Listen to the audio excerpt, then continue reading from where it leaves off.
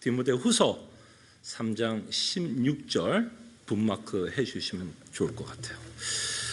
하나님의 말씀이 이러합니다. 시내산에서 말하던 그 천사와 우리 조상들과 함께 광야 교회에 있었고 또 살아있는 말씀을 받아 우리에게 주던 자가 이 사람이라. 우리 조상들이 모세에게 복종하지 아니하고자 하여 거절하며 그 마음이 도리어 애굽으로 향하여 아론도로 이르되 우리를 인도할 신들을 우리를 위하여 만들라. 애굽 땅에서 우리를 인도하던 이 모세는 어떻게 되었는지 알지 못하였노라 하고, 그때 그들이 송아지를 만들어 그 우상 앞에 제사하며 자기 손으로 만든 것을 기뻐하더니 하나님이 외면하사 그들을 하늘의 군대에 섬기는 일에 버려두셨으니 이는 선지자의 책에 기록된 바 이스라엘의 집이여 너희가 광야에서 40년간 희생과 제물을 내게 드린 일이 있었느냐. 물록과 장막과 신라판의 별을 받들었으며 이것은 너희가 절하고자 하여 만든 형상이로다. 내가 너희를 바벨론 밖으로 옮기리라 함과 같으니라. 아멘. 저희들이 신앙생활하면서 우리가 반드시 믿어야 되는 부분이 있다면 우리의 정체성을 믿어야 됩니다. 지난주에 제가 우리의 정체성, 성도의 정체성에 대해서 우리는 하늘의 시민권을 갖고 있는 정체성을 갖고 있다고 말씀을 드렸고, 또한 사도 바울은 이런 식으로 우리의 정체성을 또 표현합니다. 우리는 의로운 자다라고 말씀하십니다. 여러분들의 신분은 이미 의로운 자요 하늘의 시민권을 갖고 살아가는 자입니다. 그렇다고 해서 여러분들의 본성이 온전히 하늘의 시민권에 맞는 자의 삶을 본성을 갖고 있다는 이야기는 아닙니다. 신분은 의로운 자일지 몰라도 여전히 우리의 본성 가운데는 죄성이 남아있다는 것을 기억해야 합니다. 마치 우리가 미국의 시민권을 갖고 살아가지만 여전히 한국적 본성을 갖고 살아가는 것과 비슷한 삶을 살아간다라고 생각하시면 됩니다. 그래서 이렇게 의로운 자, 하늘의 시민권을 갖고 살아가는 자들은 여전히 하나님의 책망을 받아야 합니다. 왜? 죄성을 갖고 있기 때문입니다. 하나님의 책망을 받아야 되고 우리는 교정을 받아야 되고, 그런 말미암아 우리가 갖고 있는 신분에 맞는 삶을 살아가게 합니다. 우리의 삶을, 우리의 본성을 교정시키기 위해서 하나님이 주신 선물이 있는데 그것을 사도 바울은 성경이다라고 말씀합니다. 디모데후서를 한번 살펴볼까요? 디모데후서 3장 16절입니다. 이 구절에서 사도 바울은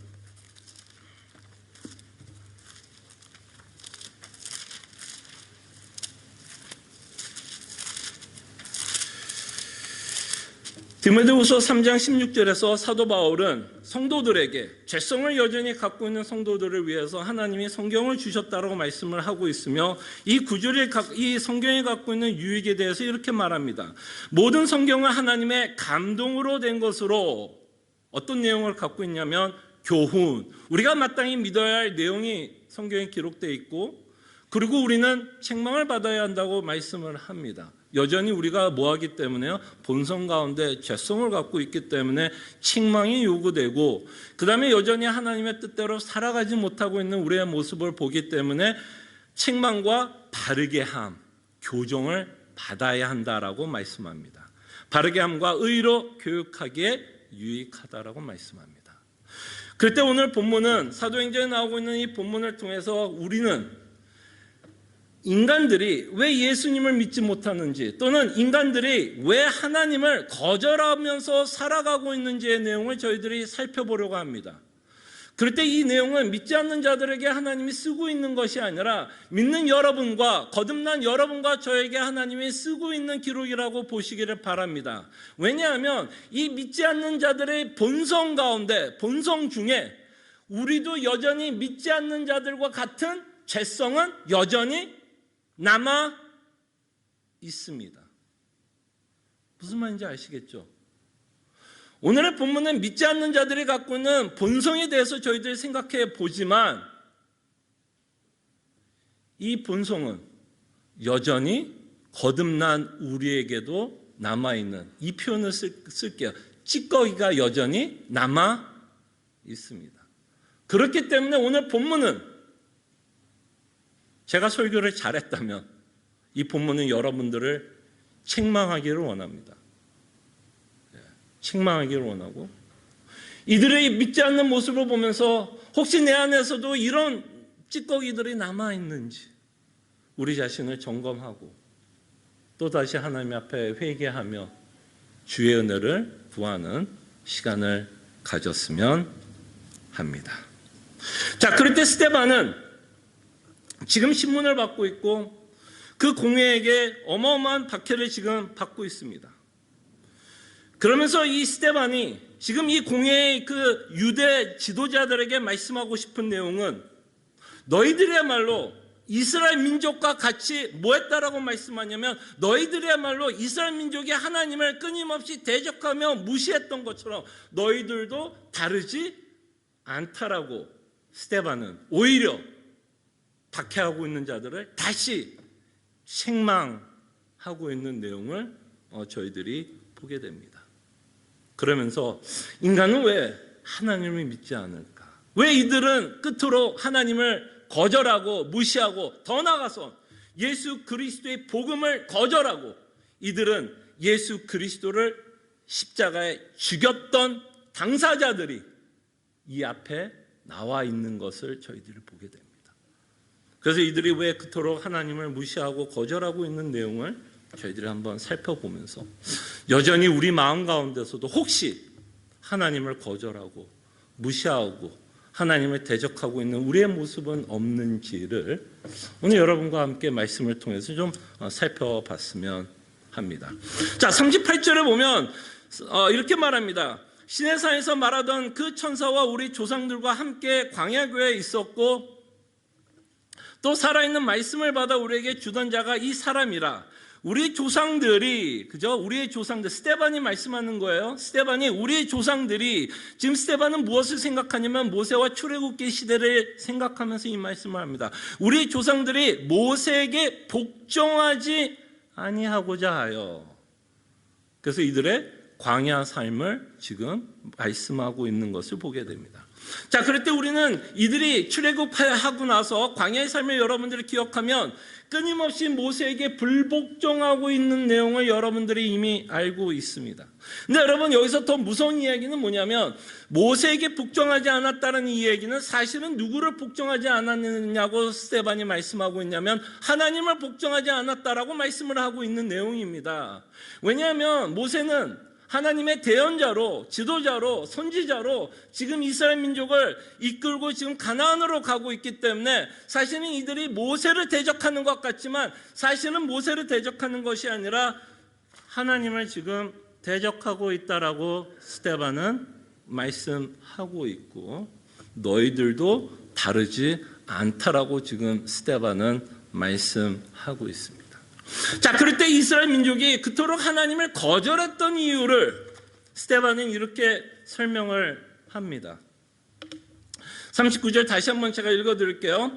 우리 조상들이 모세에게 복종하지 아니하고자 하여, 그 이유를, 복종하지 않았던 모습은 거절했다라는 것으로 나오는데, 그들이 그토록 하나님을 복종하지 않고 거절했던 이유를 그 마음이 도리어 애굽으로 향하여 라고 말씀하며, 이스라엘이 갖고 있었던 가장 큰 문제는 그들이 갖고 있었던 마음이었다라고 말씀을 하는 겁니다. 그들의 마음이 모세에게 불복종하게 하였고 하나님을 거절하게 했다라고 말씀을 합니다. 그때 이 구약에서 말하는 이 마음은요, 이런 의미로 대체로 많이 사용이 됩니다. 이 마음이라고, 여러분들이 이 시편 같은 것을 읽어보면 이 마음이라는 단어를 많이 접하게 되는데, 구약에서 말하는 이 마음은 인간의 중심에 자리 잡고 있는 것을 말씀합니다. 좀 설명하기 쉽지 않은 단어이기는 해요. 마음은 인간의 중심에 자리 잡고 있는 것이고, 이 마음이 인간을 다스린다라는 의미로 구약에서 많이 사용이 됩니다. 마음이 뭐 한다고요? 인간을 다스린다. 그러니까 마음이 어떠냐에 따라서 인간은 거기에 복종하고 그저 불복종하게 된다라는 거예요. 자, 그래서 성경은 이렇게 말씀합니다. 인간의 마음에 대해서 시편 기자는 이렇게 말씀하고 있죠. 시편 14편 1절. 자, 이제 주보를 참고하시면 됩니다. 인간의 마음에 대해서 하나님은 이렇게 말씀합니다. 자, 시편 14편 1절 주보를 보시면 되고요. 어리석은 자는 그의 마음에 이르기를, 그 마음이 어땠다고요? 하나님이 없다 하는도다.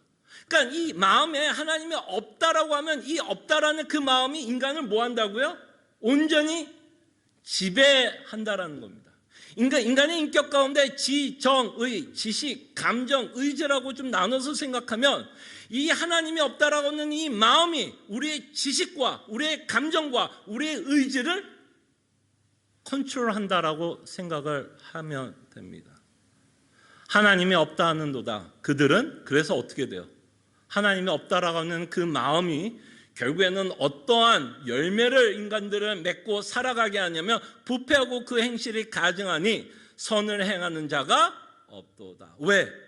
그 마음에는 하나님을 대적하고자 하는 마음이 중심에 자리 잡고 있기 때문에 끊임없이 우리의 말과 우리의 생각과 우리의 행동은 끊임없이 하나님을 대적하는 말, 행동, 생각을 하게 된다는 거죠. 바로 우리의 중심에 우리의 마음이 하나님을 대적하는 마음이 있기 때문에 사도는 로마서 8장 7절에 이렇게 말씀합니다. 한번 보시기 바랍니다. 로마서 8장 7절에 보면 자, 육신의 생각은, 육신의 마음은, 인간의 마음은 라고 우리가 생각해 볼 수 있겠죠. 육신의 생각은 하나님과 원수가 되나니, 왜? 그 마음 중심에 무엇이 자리 잡고 있기 때문에 하나님을 대적하고자 하는 마음이 중심에 자리 잡고 있기 때문에 하나님이 무슨 말을 해도, 진리의 말을 해도, 사랑의 말을 해도, 예수님이 십자가에 너희를 위해서 죽어야 한다라는 그 복음의 메시지를 전해도 인간은 그 좋은 메시지도, 좋은 복음도, 우리를 살리는 복음의 메시지도 인간은 뭐 할 수 있다? 거부하고 거절하게 된다는 겁니다.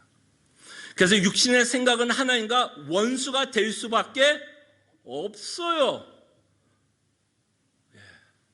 왜냐하면 그 인간의 중심엔 하나님을 끊임없이 대적하고 거절하려고 하는 마음이 있기 때문입니다. 그래서 하나님의 법에 굴복하지 아니할 뿐 아니라, 순종하지 아니할 뿐 아니라, 그때 이것은 믿지 않는 자들의 모습뿐만 아니라고 제가 말씀을 드렸죠. 우리 안에도 여전히 하나님의 말씀에 순종하지 않으려고 하는 그 마음에는 뭐가 여전히 도사리고 있는 거예요. 여전히 하나님을 대적하고자 하는 그 죄의 본성이 여전히 남아있기 때문에 우리가 하나님의 말씀에 순종하지 않으려고 하는 마음이 우리를 지배하고 있는 모습을 보게 된다는 겁니다. 거듭난 자들 또한도요. 예. 그래서 하나님의 법에 굴복하지 아니할 뿐 아니라 할 수도 없다.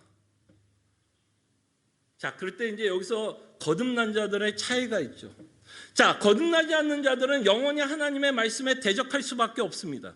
근데 이 말씀에서 거듭난 자들의 특징은 뭐냐면 이제는 뭐 할 수 있다.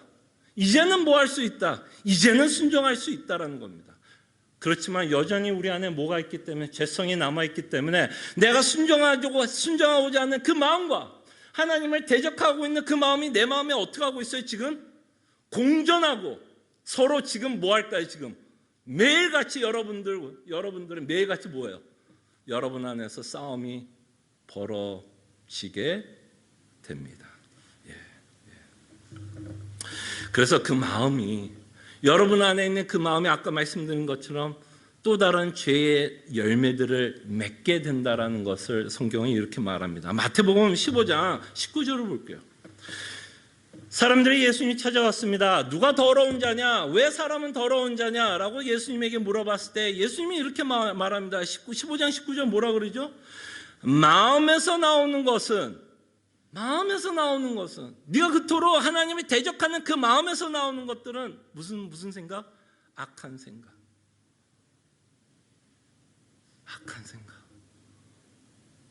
어떠십니까, 여러분? 여러분 가운데, 마음 가운데 악한 생각을 한다라는 것은 누구만이 고백하는 내용인지 아십니까? 거듭난 자들만이 고백할 수 있는 내용이에요, 이 사실은.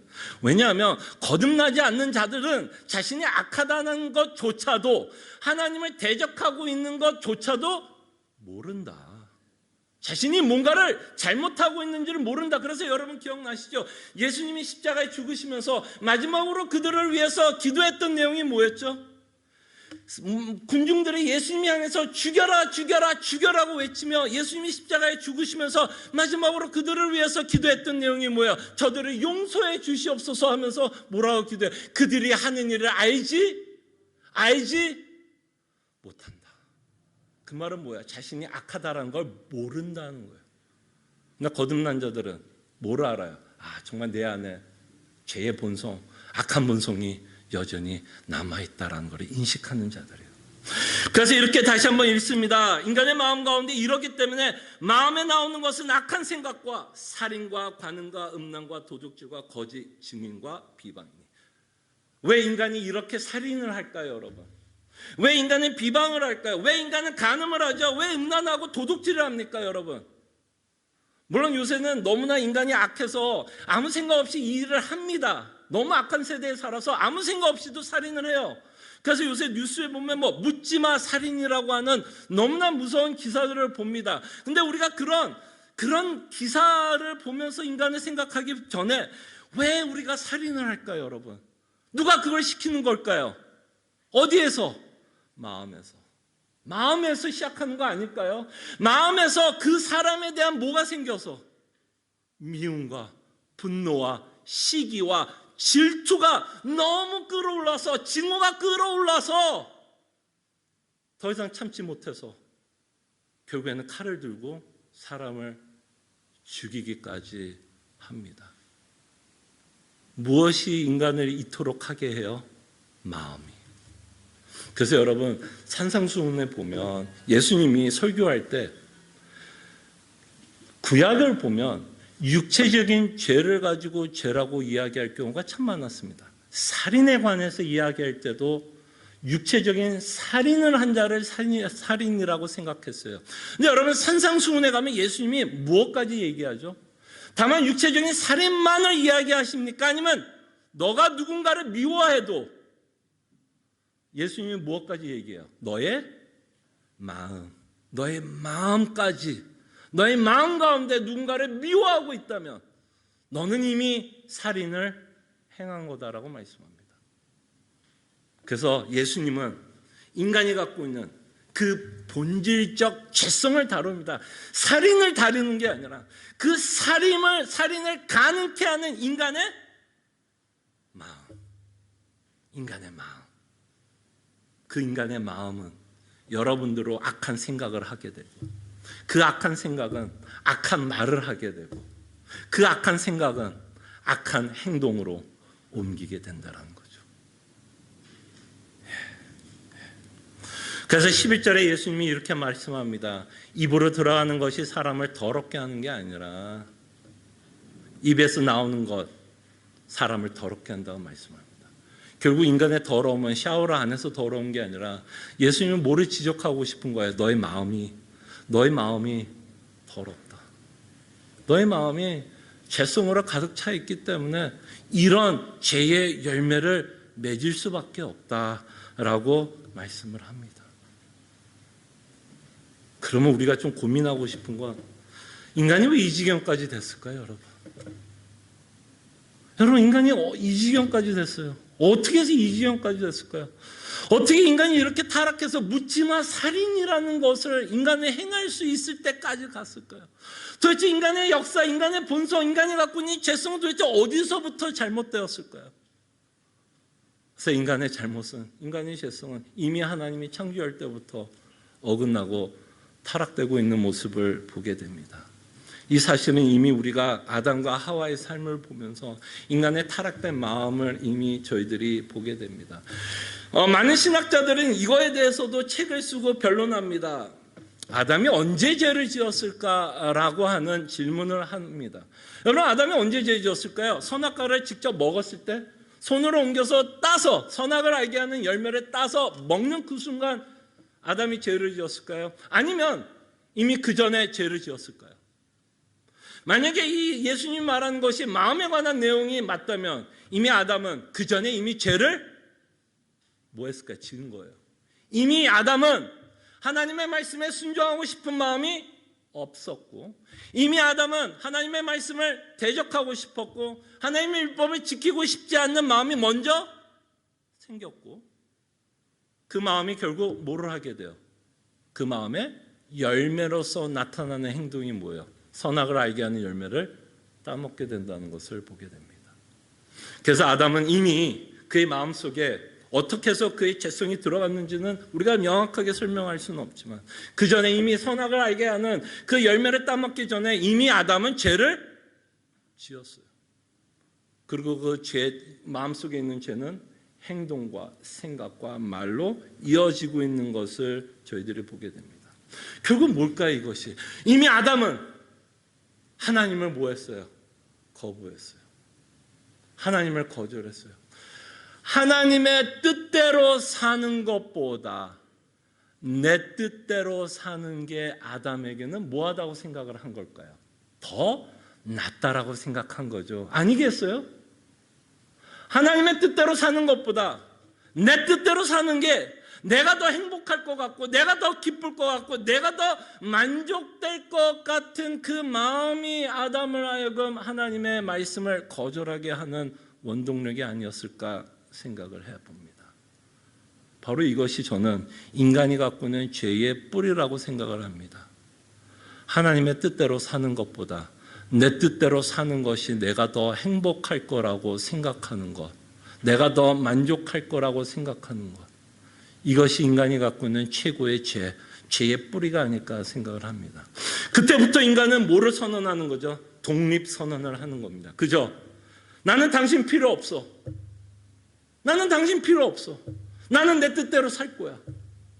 내가 옳다라고 생각하는 거, 내가 계획한 거, 내가 원하는 거, 이거 이루면서 나는 살 거야. 그래서 인간은, 아담은 스스로 하나님과 뭐 했어요? 스스로 단절을 시키고 하나님과 멀어지게 됩니다. 자, 이렇게 독립선언한 아담은 이제는 뭐 해야 되냐면 스스로 자신을 책임져야 됩니다. 그죠? 스스로 책임을 져야 돼요, 이제는. 그 스스로 책임을 져야 되는 압박 때문에 인간은 경쟁을 하기 시작합니다. 스스로 먹여 살려야 되기 때문에. 그 경쟁 가운데 인간은 뭐 할 수밖에 없을까요?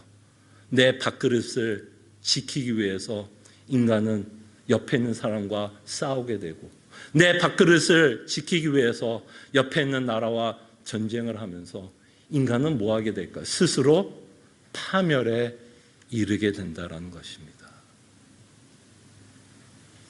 정말 인간이 갖고 있는 이 죄성을 우리가 보았으면 합니다. 그래서 인간은요, 이 아담의 본성을 갖고 우리가 살아가고 있기 때문에요, 인간이 가장 싫은 것 중에 하나가 뭔지 아십니까? 내 뜻대로 살고자 하는 이 말은, 내가 왕이 되어 내 스스로 살고 싶어서 인간은 누구에게 통치받는 걸 무진장 싫어합니다.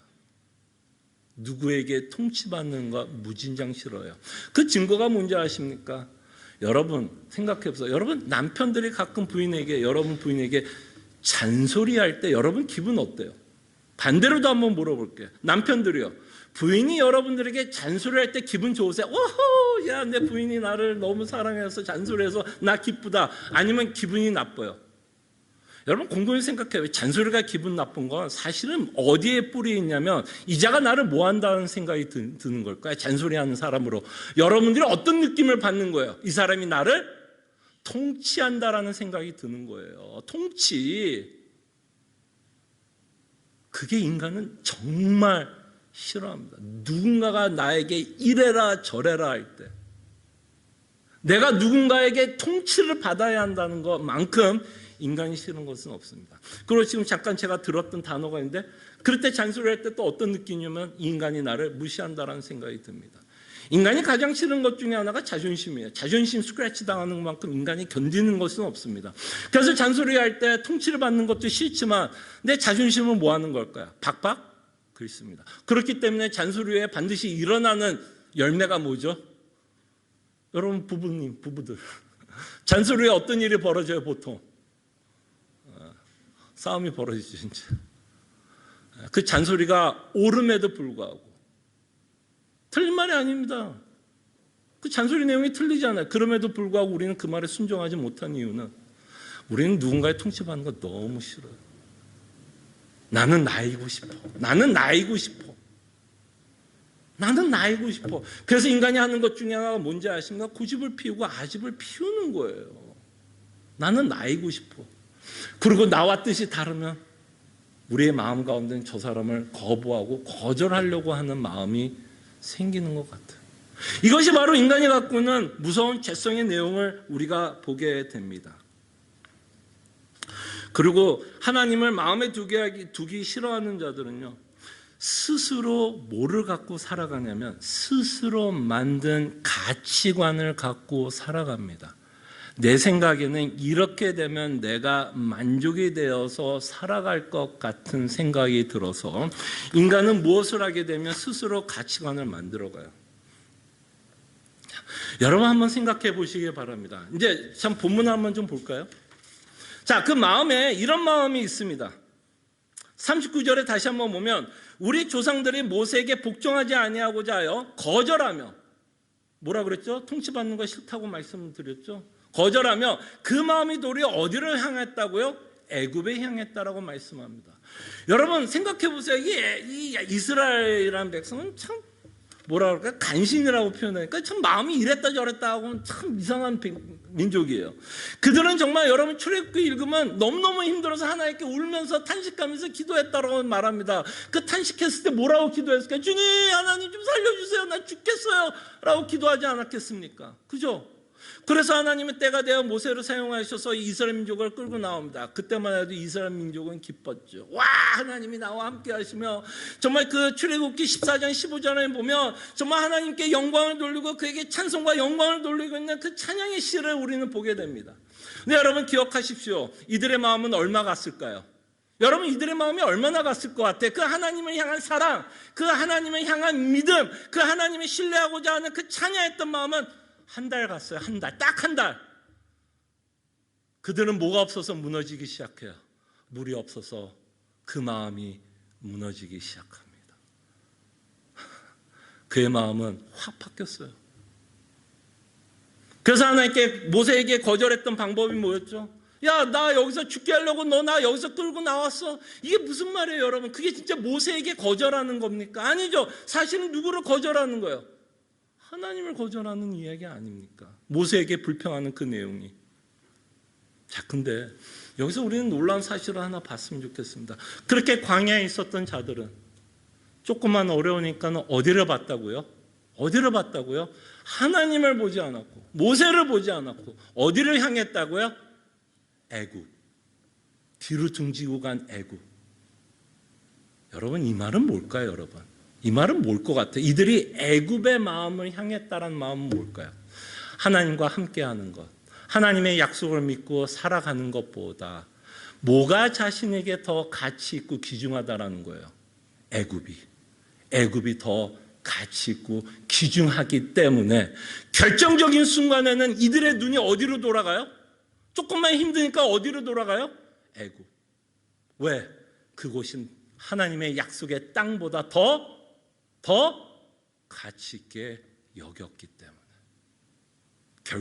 결국엔 이들이 하나님을 거절했던 이유는 그들의 마음속에 있는 욕심과, 그죠? 정욕, 이 애굽을 향한 마음, 세상을 향한 그 마음이 하나님을 뭐하고 있는 걸 보게 됩니까?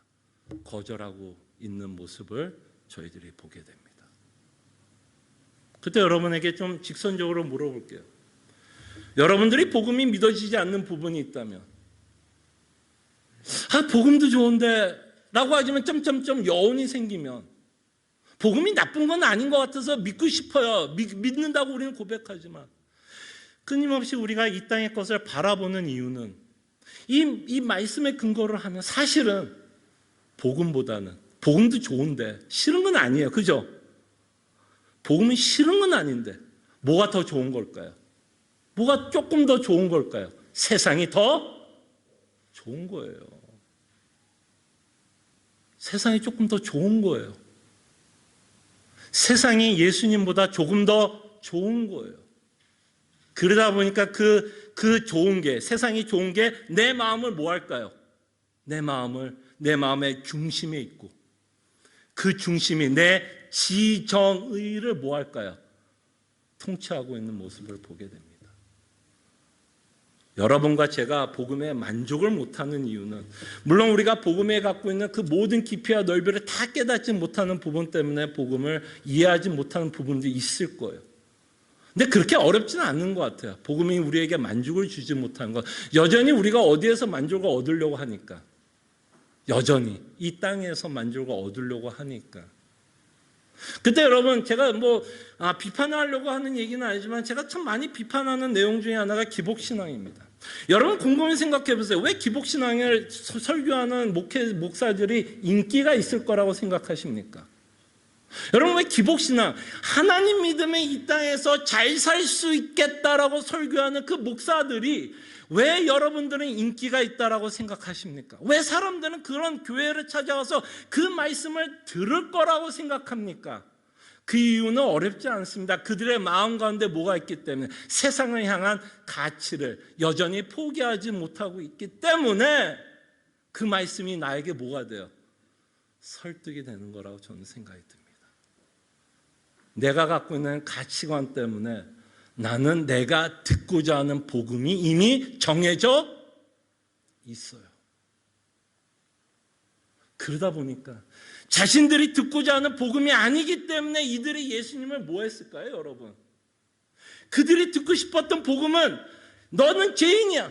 너는 독사의 자식이야. 너는 하나님의 자녀가 아니야. 너는 맨날 하나님의 율법을 지키지 않아. 그래서 하나님의 진노를 받아야 돼. 이 말을 듣고 싶었을까요? 아니면 너가 유대인의 자손으로서 아브라함의 자손으로서 율법을 받아서 참으로 열심히 잘 섬기고 살았구나.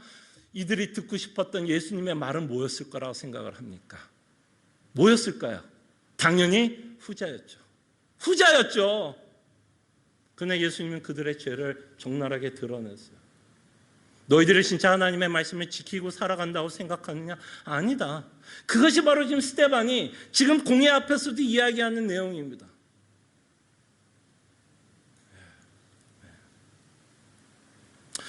그래서 우리는 끊임없이 우리 자신을 좀 돌아보기를 원합니다. 우리가 갖고 있는 가치관, 우리가 그토록 소중하게 여기는 것이 무엇인가를 우리는 끊임없이 생각을 해야 된다는 거죠.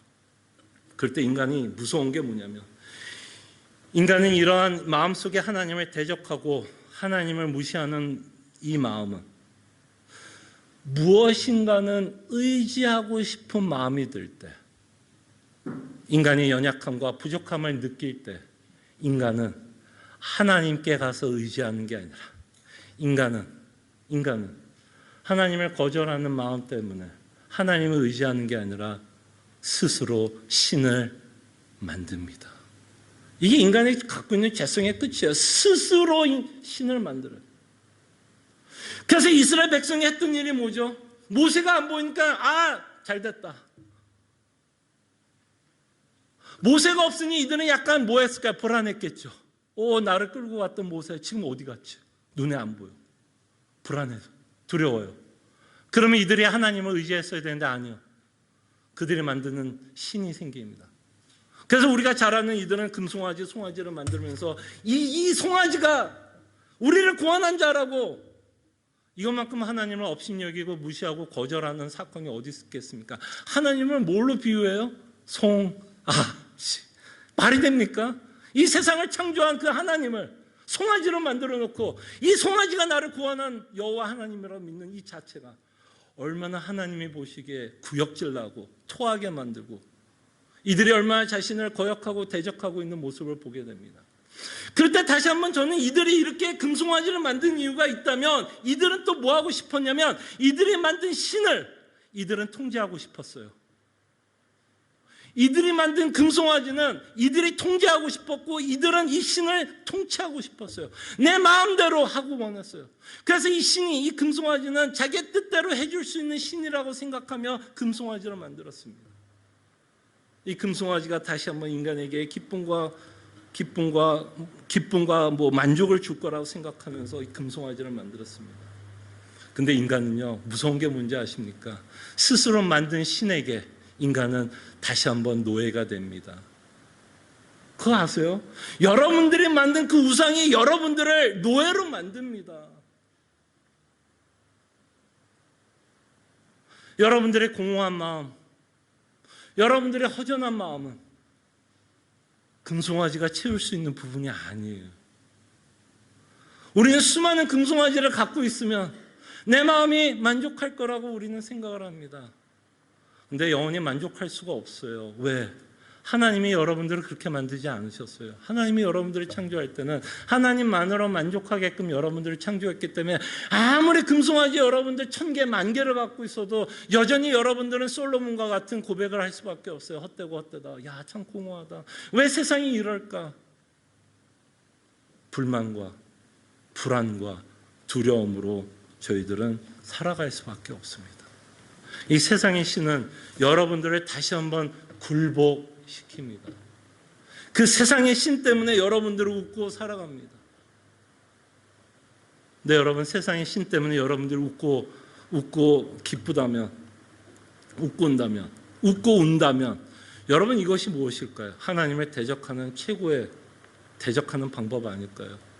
하나님이 우리를 창조했고 하나님이 우리를 거듭나게 한 건 그 예수 그리스도를 말미암아 우리에게 자족함을 배우게 하고 그리스도 안에서 항상 기뻐해야 되고 그리스도 안에서 범사에 감사하게끔 우리를 다시 한번 그리스도를 통해서 창조했는데 우리의 죄성은 여전히 신을 만들고 우상을 섬기며 그 우상에게 만족을 얻고 살아가려고 한다면 거듭나지 않는 자들은 몰라서 신들을 만들어서 섬긴다고 하지만 여러분과 저는 뭡니까? 여러분과 저는 뭐예요? 여전히 예수님을 믿으면서 여전히 신들을 믿고 있는 우리의 모습. 저는 다시 한번 이 스데반이 공회원들과 공회원들과 대화하는 이 내용, 변론하고 있는 내용, 이 내용을 통해서 우리 자신의 신앙을 좀 돌아봤으면 합니다.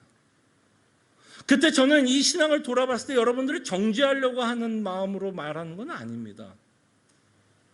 이 내용에 여러분과 저의 자유할 수 있는 사람은 없습니다. 저도 마찬가지입니다. 저도 이 내용에 자유할 수 없어요. 여러분들을 정죄하려고 하는 내용이 아니라 이렇기 때문에 우리가 얼마나 예수 그리스도가 필요하며 그리스도께서 우리에게 변찮겠다, 사랑하겠다라고 변찮게 우리에게 약속하는 이 복음이 얼마나 필요하고 다시 한번 우리가 회개하는 것을 통해서 그 하나님의 은혜 때문에 사랑 때문에 다시 한번 뭐 하자는 거죠?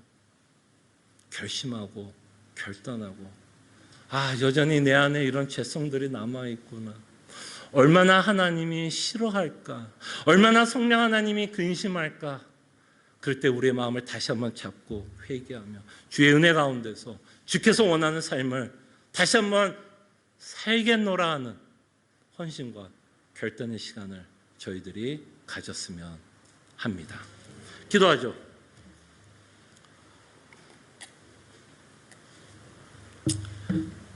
스데반과 공회의 대화를 통해서 저희들은 믿지 않는 사람들의 모습을 보게 되고 이들이 왜 하나님을 거절하고 예수 그리스도의 복음을 거절하며 급기야 예수님까지 죽이고 있는 사실을 우리가 보았습니다. 그러나 이것은 공회 지도자들의 문제뿐만 아니라 거듭난 우리도 여전히 우리 안에 찌꺼기가 남아있다는 것을 보셨으면 합니다. 그래서 하나님께 회개하고 다시 한번 주의 은혜를 구하고 다시 한번 예수 그리스도로 말미암아 만족하고 그 그리스도로 말미암아 우리가 순종할 수 있는 결단할 수 있고 헌신할 수 있는 기도를 하셨으면 합니다. 기도하죠.